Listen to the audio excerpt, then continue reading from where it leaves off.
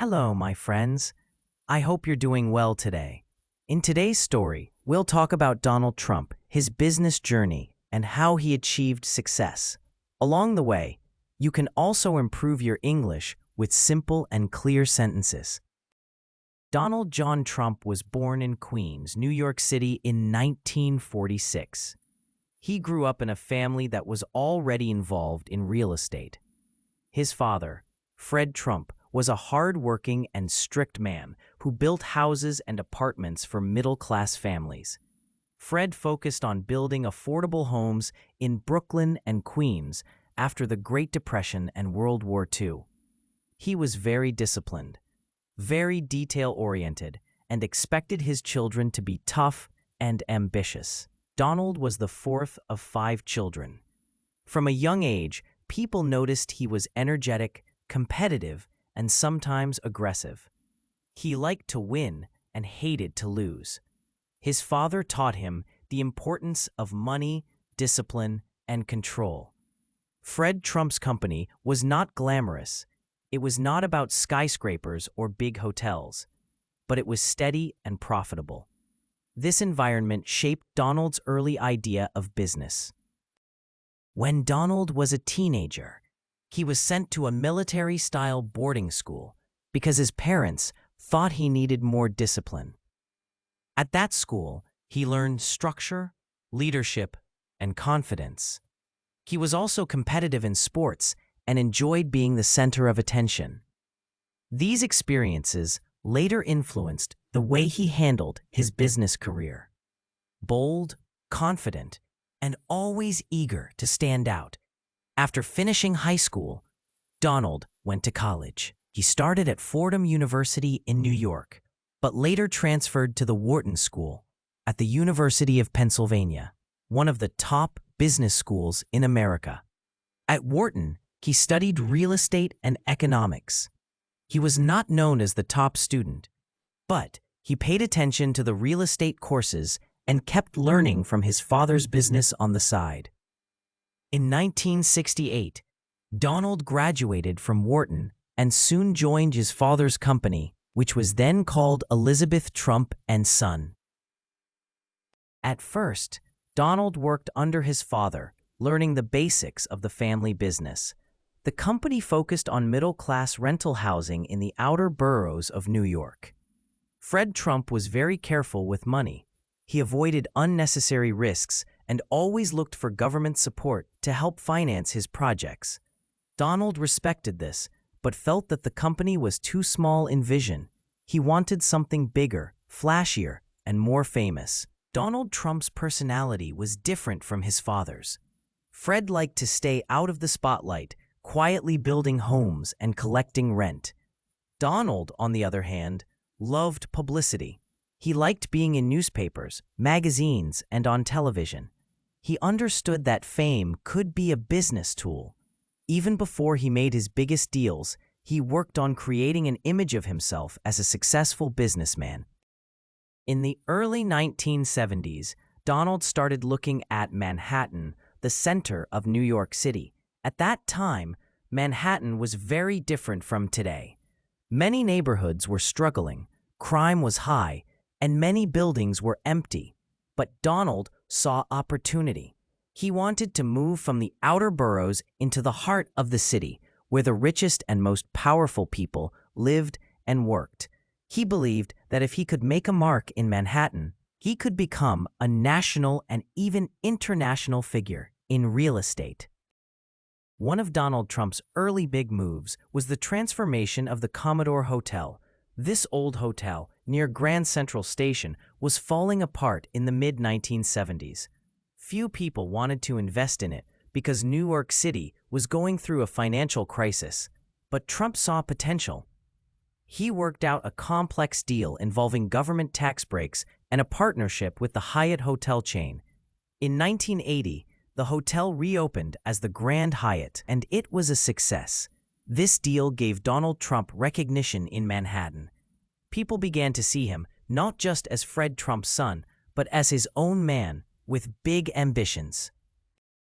At the same time, Trump was planning something even larger, Trump Tower. Built on Fifth Avenue, one of the most famous streets in the world, Trump Tower was designed to be more than just a building. It was a symbol. With its shiny glass exterior and luxury apartments, it became one of the most talked-about projects of the 1980s. Trump Tower opened in 1983 and quickly became a New York landmark. Celebrities moved in, expensive stores opened on the ground floor, and Donald Trump himself lived in a golden penthouse at the top. Trump Tower represented the difference between Donald and his father. Fred built affordable homes for working families. Donald built luxury towers for the rich and famous. He wanted glamour, he wanted media coverage, and he wanted to be seen as a symbol of success. And in the 1980s, it worked. Donald Trump's rise in the 1980s was not only about buildings. He also bought casinos in Atlantic City, hotels in New York, an airline, and even a football team. His name was becoming a brand, and he loved to see Trump written in big letters on everything he owned. He became a regular figure in the media, often appearing in magazines and on TV shows. He was young, confident, and always talking about being the best. But while his public image grew, so did his debts. Many of his projects were expensive, and he often borrowed large amounts of money to finance them. The 1980s were a time of easy credit, and banks were happy to lend money to a businessman who seemed so successful. But this set the stage for future trouble. By the early 1990s, the U.S. economy slowed down, and the real estate market dropped. Trump's casinos struggled, his airline lost money, and his debt became overwhelming. For a while, it looked like Donald Trump might lose everything. Newspapers wrote about his troubles, and many people thought his career was finished. But Trump managed to survive by negotiating with banks, selling some assets, and reinventing his image. He argued that banks would rather keep him afloat than let him fail, because if Trump collapsed, the banks would also lose too much. This ability to survive difficult times became a key part of Trump's business story. He was not always the most financially careful businessman, but he was a fighter. He knew how to use his name, how to attract attention, and how to turn even failure into part of his legend. The early 1990s were some of the hardest years in Donald Trump's business life. After a decade of big deals, luxury buildings, and a flashy lifestyle, he found himself drowning in debt. His casinos in Atlantic City were not making enough profit. The airline he bought, called the Trump Shuttle, was losing money. The Plaza Hotel in New York, which he purchased in 1988, was beautiful, but too expensive to run. By 1991, Trump owed billions of dollars, and his empire seemed ready to collapse. Many newspapers and magazines wrote about his downfall. Reporters said he was no longer the golden boy of real estate. Some even joked that the Trump name was finished. But Trump did not give up. Instead, he began negotiating with the banks that had lent him money. His main argument was simple. If they let him fail completely, the banks themselves would lose huge amounts of money. It would be better to restructure his loans and give him more time to pay. The banks agreed. They knew that Trump's name and his projects still had value. They gave him new deals, reduced some of his debt, and allowed him to continue running parts of his business. Trump sold the Trump Shuttle, gave up some of his hotel properties, and reduced his personal spending. It was not an easy time, but he managed to survive when many people thought he would go bankrupt. This survival taught Trump an important lesson. He realized that his real power was not only in the buildings he owned, but also in his name. The Trump brand had become famous. Even when his finances were shaky, people still recognized him as a symbol of wealth, power, and success. Trump began to focus more on building his name as a brand that could be used in many different industries. In the mid to late 1990s, Trump's business strategy shifted. Instead of always borrowing huge amounts of money to build new projects, he started making deals where he simply licensed his name. For example, developers in other cities would build luxury towers, and they would pay Trump to put the name Trump on the building. This way, Trump received money and publicity without taking the risk of heavy debt. The Trump name began to appear on hotels, golf courses, and residential towers not only in New York, but also in places like Chicago, Las Vegas, Toronto, and even overseas. Sometimes Trump owned the buildings, but often he only licensed his name. This was clever because it allowed him to grow his image without always risking his own money. At the same time, Trump worked hard to rebuild his personal brand. He returned to the media spotlight, appearing in magazines and television interviews. He wrote books such as Trump, The Art of the Comeback, where he explained how he had survived the tough times. These books, even if they were not business manuals in the strictest sense, kept his image alive as a man who could overcome failure and bounce back stronger. In the 1990s, Trump also moved into the entertainment world in small ways. He made cameo appearances in movies and television shows, often playing himself as a wealthy and powerful businessman. These appearances kept his face in front of the public and reinforced the idea of Trump as a symbol of luxury and success. By the end of the 1990s, Trump was no longer seen as the reckless young developer who almost lost it all. Instead, he was rebuilding himself as a celebrity businessman. He had fewer projects that he personally controlled, but his name was more valuable than ever. The Trump brand was starting to stand on its own. This set the stage for what would happen in the early 2000s, when Trump made one of his most important business moves. Not in real estate, but in television. By the early 2000s, Donald Trump had managed to survive the troubles of the 1990s. He was no longer the biggest real estate developer in New York, but he had become something different, a celebrity businessman. He understood that in modern America, fame could be just as valuable as property. His biggest step into this world came in 2004 with the launch of a reality television show called The Apprentice. The Apprentice was a business competition show. Contestants competed for a chance to work with Trump, showing their skills in sales, marketing, and leadership. The show was filled with drama, boardroom arguments, and challenges. At the center of it all was Donald Trump, sitting in a big chair, making decisions, and using his famous catchphrase, "You're fired." The show became an instant success. Millions of viewers tuned in each week. For many Americans, this was their first real exposure to Donald Trump. They saw him as a tough but wise boss, a man who demanded results and knew how to spot talent.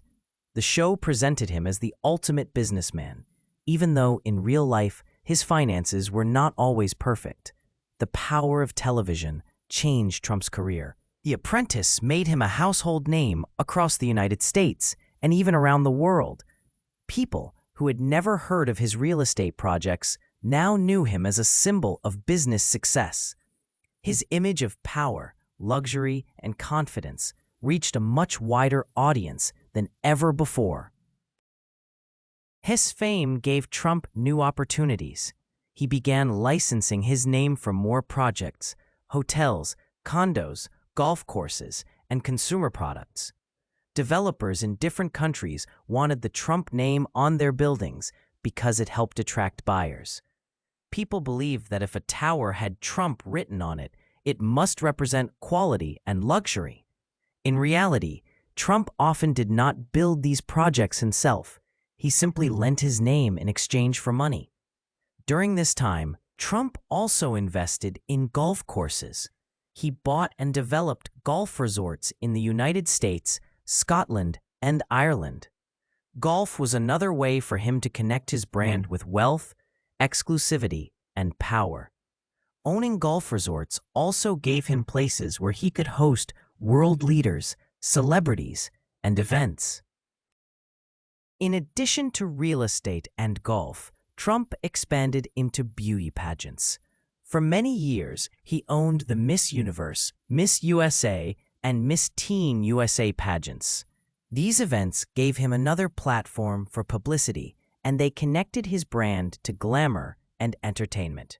Trump also experimented with consumer products. He put his name on bottled water, steaks, vodka, and even a line of business education courses called Trump University. Some of these ventures were short-lived and not very successful, but they still served the purpose of keeping his name in the public eye. However, not everything was smooth. Some of his ventures faced lawsuits and criticism. Trump University, for example, was accused of misleading students with false promises about learning business secrets. Later, Trump would settle legal claims for millions of dollars. But despite these problems, his overall image as a successful businessman remained strong in the public mind. The 2000s also brought another challenge: bankruptcies. Several of Trump's casino companies in Atlantic City went bankrupt more than once. These bankruptcies did not mean that Trump personally was broke, but they showed that his casino empire was struggling. Atlantic City itself was in decline, and Trump's big gambling projects were not as profitable as he had hoped. Critics said this showed Trump was not as great a businessman as he claimed. Supporters, on the other hand, argued that he was simply using bankruptcy laws as a strategy to reorganize and reduce debt. What kept Trump strong during these ups and downs was his ability to control his image. The Apprentice made him look like the ultimate boss, and the Trump brand was more about perception than reality. He knew how to stay in the news, how to give bold interviews, and how to make people talk about him. This skill, keeping himself relevant, was one of his greatest business talents. By the late 2000s, Donald Trump was no longer just a real estate developer. He was a global brand.